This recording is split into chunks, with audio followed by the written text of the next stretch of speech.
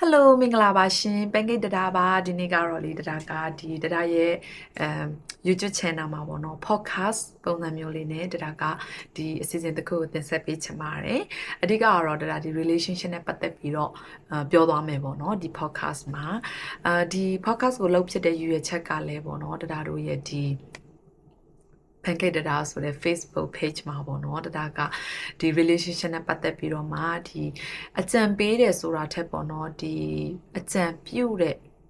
post ခုပေါ့နော်တဒါတင်ထားတယ်အဲ့ဒီပုံမှာတော်တော်များများကနှစ်သက်သဘောကြကြတာတွေ့လို့တော့ပေါ့နော်တဒါဝမ်းသာတယ်ပေါ့နော်ဆိုတော့အဲ့ဒီ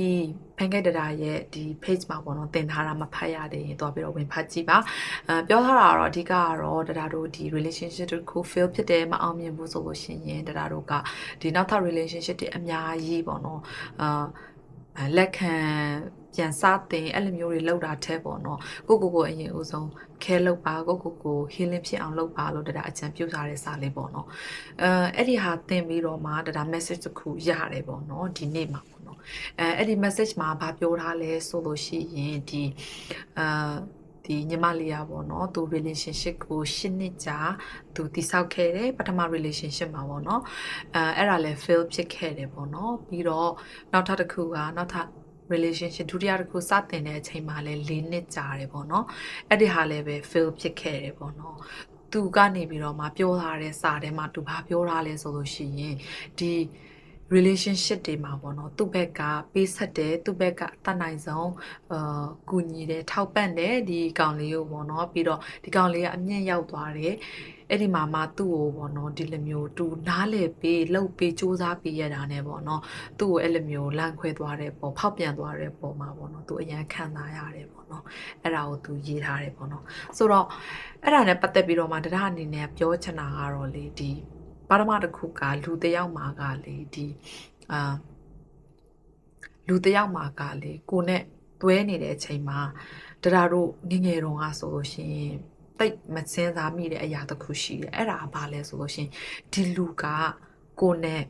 live vision တူရဲ့လားပေါ့နော် live vision လို့တရားတို့ပြောတဲ့အချိန်မှာတရားတို့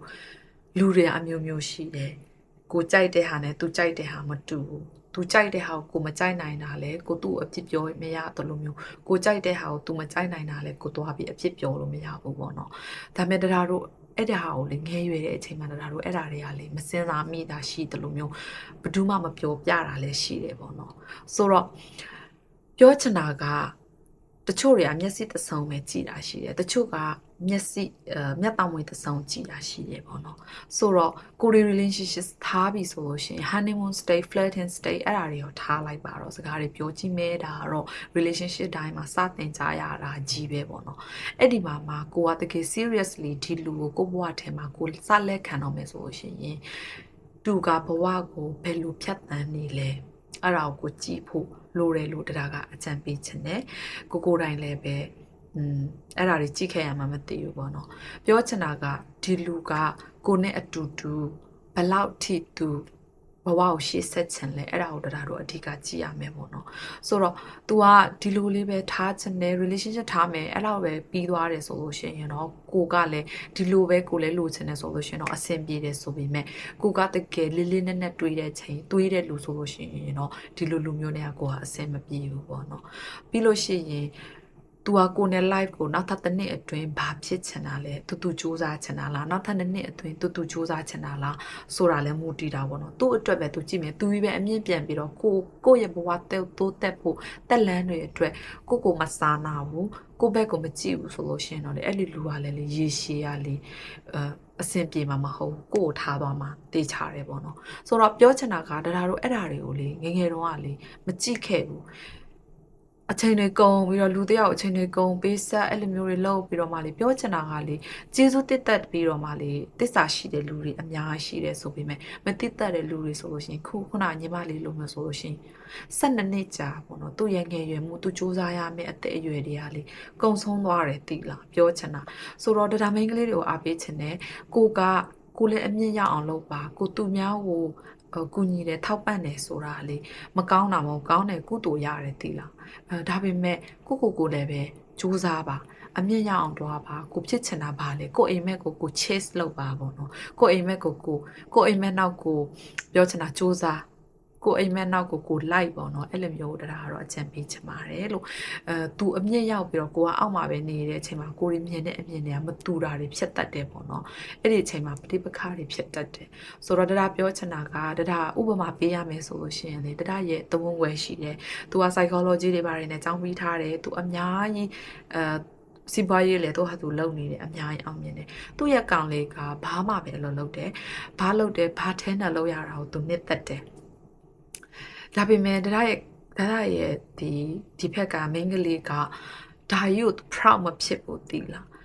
အကောင်လေးကတော့သူ့ရဲ့အလုပ်ကိစ္စကို proud ဖြစ်လိမ့်မယ်ပေါ့နော်ဒါပေမဲ့ तू ကဒီကောင်လေးရဲ့ဘဝကို proud မဖြစ်တဲ့အချိန်မှာပဋိပက္ခတွေဖြစ်တယ်ပေါ့နော်ဆိုတော့အချိန်ကြီးလဲကုန်တယ်အလကားအဲ့လိုမျိုးရန်နေဖြစ်ရတဲ့ energy လဲကုန်တယ်ပေါ့နော်ဆိုတော့ပြောချင်တာကလေဒါပေမဲ့သူတို့ကအရန်ချစ်နေပြီပေါ့နော်ပြောချင်တာကအဲ့လိုမျိုးတွေကလေအများကြီးလေမြင့်ယူရတာတွေများတဲ့ relationship ကလေ work out မဖြစ်ဘူးသိလားဆိုတော့အဲ့ဒါပဲသူတို့လည်း work out မဖြစ်ဘူး fail ဖြစ်ခဲ့တယ်ပေါ့နော်ဘာဖြစ်လို့ live vision မတူဟိုကဘာမှလုံးမယ်ပြီးလို့ရှိရင်ဘားတွေတနေ့ဖွင့်မယ်တနေ့ကျရင်အဲ့လိုမျိုးပေါ့နော်အများကြီး DJ တွေလုံးမယ်အဲ့လိုမျိုးစိတ်ကူထားတယ်လို့ဟိုဖက်ကစိတ်ကူကတစ်မျိုးဖြစ်တဲ့အတွက်ကြောင့်မလို့ fail ဖြစ်တာပဲပေါ့နော်နောက်ဆုံးကဆိုတော့တော်တော်များများ fail ဖြစ်တာပဲပေါ့နော်ပြောချင်တာနှစ်ယောက်စလုံးကလေဟိုဓာတ်ပုံဆရာဖြစ်ရမယ်လို့ဒါမှမပြောဘူးနှစ်ယောက်စလုံးကဟိုတခုခုဖြစ်ရမယ်လို့ဒါမှမပြောဘူးတိလားဆရာဝန်နဲ့ထားပါတော့ရုပ်ရှင်မင်းသားတွေအဲ့လိုမျိုးဗာလဲပြောချင်တာဟို relationship တွေလည်းအများကြီးရှိတာပဲပေါ့နော်ဒါပေမဲ့ကိုယ့်ရဲ့ဘဝကိုယ့်ရဲ့ယက်တည်မှုကိုတစ်ဖက်ကလည်း proud ဖြစ်မှာတစ်ဖက်ကလည်းsupport လုပ်မှာကိုကလည်းသူ့ရဲ့ရည်တည်မှု support ပေးမယ် proud ဖြစ်မယ်နှစ်ဖက်စလုံးကအပေးနဲ့အယူမျှမှာပဲတရားတို့ရဲ့ဒီ relationship ကအောင်မြင်မယ်လို့တရားကတော့ယုံကြည်တယ်ပေါ့နော်အဲ့ဒီမျိုးလဲတရားကအကြံပေးချင်တယ်ပြီးတော့အဲ့ဒီညီမလေးပြောသွားတဲ့အထဲမှာဆိုလို့ရှိရင်ဘာပါလဲဆိုလို့ရှိရင် okay သူက fail ဖြစ်သွားပြီ relationship ကအဲ့ဒီပုံမှာဒီလူကိုချစ်ချင်းမုန်းချင်းမရှိပဲနဲ့ဘလို့ဘာလုပ်မှလဲဘလို့ရှစ်ဆက်မှလဲဘဝကိုပေါ့ပေါ့ပါဘလို့နေမှလဲလို့ပြောတဲ့အချိန်မှာအဲ့ဒါကလေ okay တရားတို့ကမှတ်ဉဏ်ရှိတယ်တိလားတရားတို့ dementia ဖြစ်နေတာမဟုတ်ဘူးတရားတို့အသိမဲ့ယောဂဖြစ်နေတာမဟုတ်ဘူးဆိုတော့လေဒီလူနဲ့အမတ်တရဒီလူနဲ့ချစ်ချင်းနဲ့တန်ရောစင်တွေဟာလေလွယ်လေးနဲ့ तू ကမြင့်ပြောက်သွားမှာမဟုတ်တရက်ကိုကလွမ်းမှာပဲတရက်နောက်တရက်နေရင်ကိုကဆွေးမှာပဲနောက်တရက်နေရင်ကိုတတိယတာတွေရှိမှာပဲပေါ့နော်အဲ့ဒီအချိန်မှာငါလှုပ်ပြီးရတာနဲ့ငါကောင်းရတာနဲ့ငါပေါ်ပါဖြစ်လို့ဒီလိုလှုပ်ရတာလဲဆိုတဲ့စိတ်ရဝင်လာတယ်တရားတို့စီမှာဝင်လာပြီးတော့မှအဲ့ဒါကိုခံစားရတယ်ခံစားရချိန်မှာတစ်ခါပြန်ပြီးတော့0ပြန်သွားတစ်ခါပြန်တတိယမယ်ပြန်လွန်ရမယ်ပြန်ချစ်မယ်အဲ့လိုမျိုးလေးသွားလဲပြန်လဲဖြစ်တာမယ်အဲ့ဒါဖြစ်လို့ရတယ်တိလားဖြစ်လို့ရတယ်ဒါပေမဲ့အဲ့ဒါတွေကိုပဲထိုင်ဖြစ်နေလို့ရှိရင်တရားတို့ရဲ့ဘဝအရှိမဘာမှဖြစ်မှာမဟုတ်ဘူးဆိုတော့တရားပြောပြမယ်မိန်းကလေးတွေအကောင်းဆုံးစူးစမ်းရတာအကောင်းဆုံးအချိန်ခါလေးတရားတို့အသေးကွဲတဲ့အချိန်ပဲသိလားတရားတို့ live lesson တွေအများရတဲ့အချိန်လေအသေးကွဲတဲ့အချိန်ပဲလူတွေရဲ့တရုတ်အမှန်ကိုလေတေချာမြင်ရတဲ့အချိန်လေတရားတို့အသေးကွဲတဲ့အချိန်ပဲအဲ့ဒါကိုတရားတို့ကလူဖြစ်လာပြီဆိုရင်ဒါကိုတရားတို့အကုန်လုံးကကြော်ဖြတ်ခဲ့ပူတယ်နောက်ကျပြီးကြော်ဖြတ်ဖူးတာနဲ့စောစောကြော်ဖြတ်ဖူးတဲ့လူတွေပဲကြွလိမ့်မယ်ကံကောင်းတဲ့လူတွေကတော့လေရည်စားဦးနဲ့ဗာလဲလက်ထပ်ကြရတာပေါ့နော်ကန်ဆိုးတဲ့လူတွေကစားတာဆိုတော့ပြောချင်တာကရှားတယ်ပေါ့နော်အကုန်လုံးကတရားတို့ဒါကိုလေကြော်ဖြတ် go through ကြရတဲ့လူတွေပဲဆိုတော့ပြောချင်တာကလေတရားတို့ဒါယူအကောင်းဆုံးလက်နဲ့အဖြစ်အသုံးချပြီးတော့မှတရားတို့80ဘဝမှာဘာဖြစ်ချင်လဲတရားတို့အိမ်မက်တရားပြင်းပြီးတော့မလုတ်ခဲ့တဲ့အိမ်မက်ဘာရှိလဲအဲ့ဒီဟာစူးစမ်းလို့အကောင်းဆုံးအချိန်ပဲလို့တရားပြောချင်တယ်စူးစမ်းကြည့်ပါလှုပ်ကြည့်ပါတက်တိလည်းအရှိဆုံးအချိန်ပဲလှုပ်ကြည့်ပါမောင်းတဲ့စိတ်ပြီးနဲ့လှုပ်ကြည့်ပါတရားတို့ကလူပဲကိုယ့်ပေါ်မကောင်းတဲ့လူကိုတရားတို့ကလေမေတ္တာထားတယ်ဆိုတာလေဒါတကယ်အလင်းအညာလိုပဲတော့တရားတော့ထင်တယ်ကိုယ့်ပေါ်မကောင်းတဲ့လူတရားတို့မောင်းလို့ရတယ်တိလားတရားမောင်းလို့ရကြည့်မြလို့ရတယ်ဗာလေပြောချင်တာကလေစမြင်ကိုင်ဆဲဆိုခွင့်လည်းရှိတယ်ပေါ့နော်ဒါပေမဲ့တရားတို့အတ္တကြီးကိုနဲ့ကိုယ့်ဘဝကိုတရားတို့တတ်ဖို့ကတော့လေမထိုက်တန်ဘူးလို့တော့တရားတော့ထင်တယ်ပေါ့နော်ဆိုတော့မိန်းကလေးတွေကိုပြောချင်တယ်အဲ့ဒီချိန်ကစူးစမ်းလို့အကောင်းဆုံးအချိန်စူးစမ်းပါစူးစမ်းလို့အတီးအဖူးတွေကိုမြင်လာတဲ့အချိန်ကြရင်လေ အဲ့ဒီလူတွေကိုလေတရားတို့အရန်ကျေးဇူးတင်ရမယ်သိလားအဲ့ဒီခံစားချက်ကိုတရားလေလူတွေအကုန်လုံးကိုလေပေးချင်တာသိလားမိန်းကလေးတွေအကုန်လုံးတရားပေးချင်တယ်မိန်းကလေးပြယောက်ျားလေးပြလူတွေအကုန်လုံးတရားပေးချင်တယ်သိလား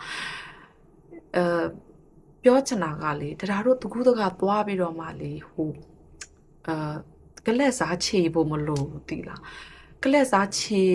ဖို့အတွက်တရားတို့စူးစမ်းရမယ်လို့လည်းပြောတာမဟုတ်ဘူးကို့အတွက်ကိုအချိန်ပေးကြည့်ပါ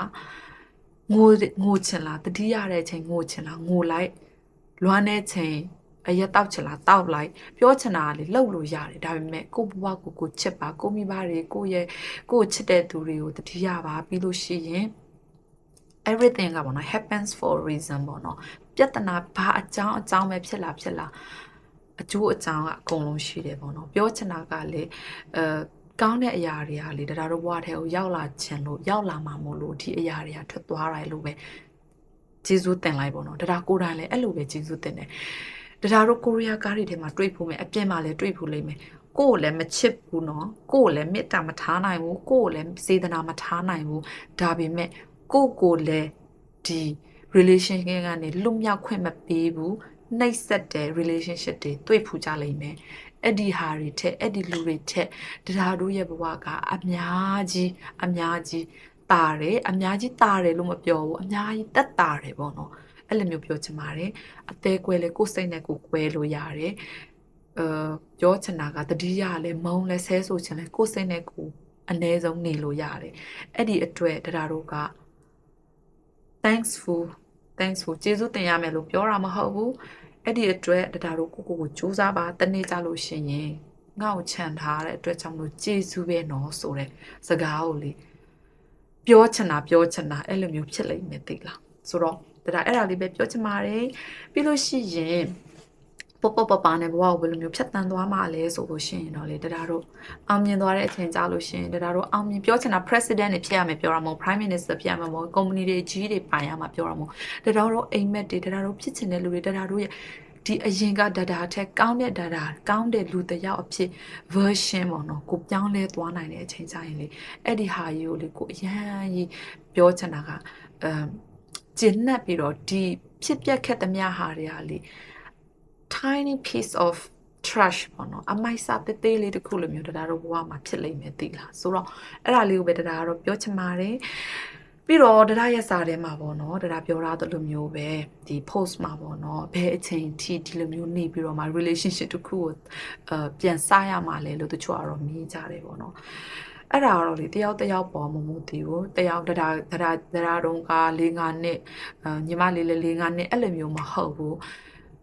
ကိုလက်တွဲကိုဖမ်းဆုပ်မဲ့လက်တစုံကပေါ့နော်ဘယ်လိုမျိုးလူမျိုးဖြစ်တဲ့လဲကိုဖမ်းဆုပ်တဲ့လက်တစုံကဘယ်လိုမျိုးလူမျိုးဖြစ်ရမှာလဲလို့ကိုတိတိကျကျကိုမြင်ရတဲ့အချိန်ကိုမြင်နိုင်တဲ့အချိန်ကိုမြင်နိုင်တဲ့အထိကိုရဲ့စိတ်က heal ပေါ့နော်ကိုစားထားတယ်ကိုရဲ့စိတ်တွေကိုရဲ့နှလုံးသားကိုရဲ့ဒီကြောက်ကပ်ရပေါ့နော်ပျောက်သွားတဲ့အချိန်အထီလို့တော့ဒါပြောပြရစီပေါ့နော်ဆိုတော့ဟုတ်ကဲ့ပါအကလုံးကလည်းပေါ့နော်ချစ်ချင်းမေတ္တာတွေမှာကံကောင်းမှုတွေအများကြီးရကြပါစေတရားကိုလူတိုင်းပေါ့နော်ဆွတောင်းပေးကြသလိုမျိုးပဲမိန်းကလေးတိုင်းကချစ်ခံရဖို့ထိုက်တန်တဲ့အကြောင်းတရားပြောချင်တယ်ဆိုတော့ကိုယ်မချစ်တဲ့ရုပ်ဝန်းမှာလဲပေါ့နော်မနေဖို့တရားဒီကနေပြီးတော့မှအကြံပြုချင်ပါတယ်တရားတို့မိန်းကလေးတွေကလုံးဝသိရှိတယ်ပေါ့နော်ဆိုတော့အဲ့ဒါဗီလော့ကိုကြည့်ပေးကြတာကျေးဇူးတင်တယ်တရားကတော့တရားရဲ့ podcast ဆိုပေါ့နော်နားထောင်ပြီးတော့မှကြည့်ပေးကြတာကျေးဇူးတင်တယ်အကလုံးရဲ့အမြင်တွေကဘယ်လိုမျိုးရှိလဲပေါ့နော်တရားကို comment လေးမှာတရားတို့ discussion လုပ်နိုင်လို့ရှင်တော့ပို့ပြီးတော့မှကောင်းလိမ့်မယ်လို့တော့ထင်တယ်ပေါ့နော်တရားပြောတာတွေပဲအမှန်မဟုတ်ဘူးတရားမြင်တဲ့အမြင်နဲ့ဒီကြည့်ရှုသူတွေရဲ့မြင်တဲ့အမြင်နဲ့ကွာချင်လဲကွာလိမ့်မယ်ပေါ့နော်ဆိုတော့တရားရဲ့ experience ပေါ် base ပြီးတော့မှတရားအကြံပေးထားတာဖြစ်တဲ့အတွက်ကြောင့်မလို့ဒီတိုက်ကောင်းတဲ့အကြံတွေရှိလို့ရှင်လဲတရားကိုပြန်ပေးလို့ရတဲ့အကြောင်းပြောချင်ပါတယ်ကျေးဇူးတင်ပါတယ်ရှင်စကားပြောရလဲများပြီဆိုတော့ဒီနောက်podcast တွေ vlog တွေမှာပြန်ပြီးတော့တွေ့ကြမယ်နော်တတာ bye